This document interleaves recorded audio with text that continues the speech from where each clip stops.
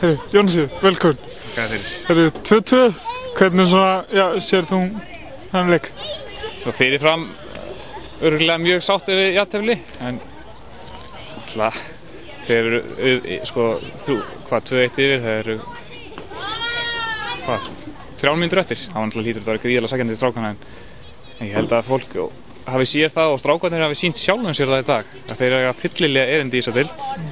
Þetta FH-lið var, þeir geta bara verið mjög ánægðir með að hafa verið einum fleiri á vellinum í kvöld, þó að þeir hafi sótt mikið, en okkar menn verðast verið gríðarlega stoltir af strákunum í dag.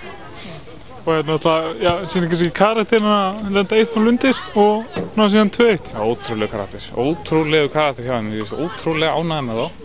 Og eins og ég segi, það er lygilegt í rauninni að vera svektur með jafntefli, einum færri í 45 mínútur á móti FH.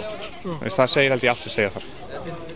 Við erum núna farin svona 10 stig á heimavelli, hvernig lítið þú á framhaldi?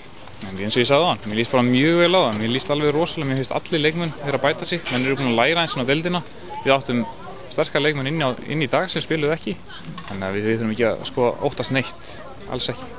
Herru Jóns, takk fyrir, velkomin. Takk fyrir. Herru, 2-2, hvernig fannst þér leikurinn?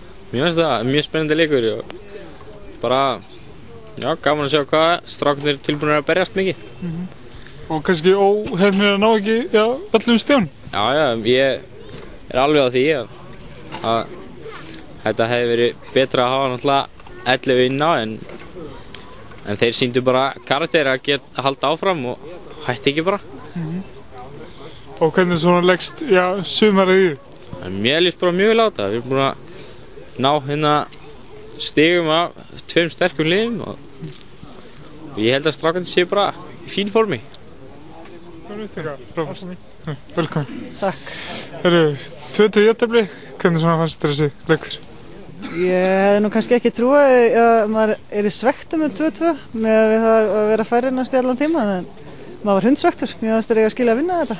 Börnist eins og ljón og áttu það bara að skilja, en svona er fótboltinn. Stóðu svo vel. Strákurinn fannir að safna í stigunum, hvernig heldur að þeim eigi eftir að ganga í sumar? Ef þeir ná að sýna áfram svona leikja heimavelli, þá held ég að þeir haldi sér uppi. Þetta verður vissulega erfitt. Þetta er þrjusu lið sem þeir eru að spila við, en ég hef góða tilfinningu fyrir því að þeir haldi sér uppi. Frábært.